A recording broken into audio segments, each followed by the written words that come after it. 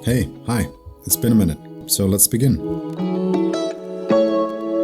I used to have two bodies. I really like Fujifilm. They're very intuitive, they have amazing film simulations, which are nice to use for JPEG photography, but the autofocus, especially tracking autofocus, is just unusable compared to Sony. One thing that I really miss from those cameras is open gate. I do have a few anamorphic lenses and anamorphic adapters. They work on Sony, but like with the 16:9 aspect ratio that you're stuck with Sony, the image becomes very thin and I end up having to crop a little bit off the edges. You can't have everything. I just feel if I have two camera systems and two lenses and two batteries and two this and that, the other. I'm really trying to be a little bit more conscious about how I use my money, what I invest in. Two other lenses that I used to have that I kind of miss a little bit, especially one of them. I did also have the 27mm 1.2 Pro. But for some reason that lens never really, I don't know, it didn't grow on me, or I didn't connect with it as much as I did with the 75mm. The 75mm does have a little bit of a swirly bokeh in the edges, but it's incredibly sharp and it has excellent contrast and just really good quality straight from 1.2. Also the form factor, the size of the 75mm is really small. I'd say it's just about equivalent of the look and feel from a 135mm with 1.8 lens from a full frame camera, but it's like way smaller. So I do miss the 75mm Viltrox. The 27mm Viltrox is good. It's not bad at all. It just for some reason I just didn't connect with it as much as I did with the 75. I sold the Sigma 35mm 1.2 Art. It's a gigantic lens. It has beautiful rendering.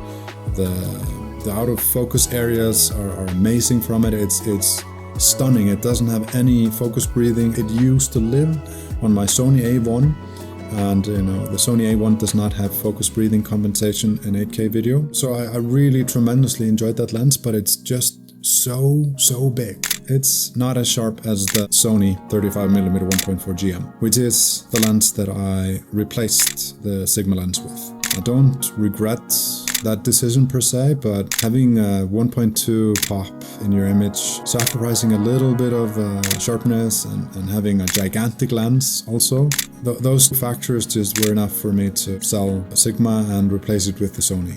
I haven't looked back since. The Sony lens is absolutely amazing. I love it.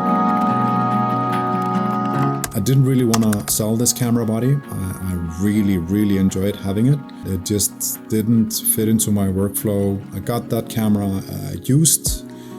I got it in excellent condition. That body had less than 1,000 frames on it and had basically been sitting on a shelf for 2 or 3 years. And the lens that I chose to get for it was... It's an excellent lens. It has amazing character. It's a little bit soft. It's not perfect wide open, but I write that down as character. And like I said, just the rendering and the look from that lens is just absolutely amazing. The issue with the Mitakon 65mm and the 100S body is the LCD viewfinder, or the EVF on the GFX, is just not the highest resolution. So I had a hard time nailing focus with this combination.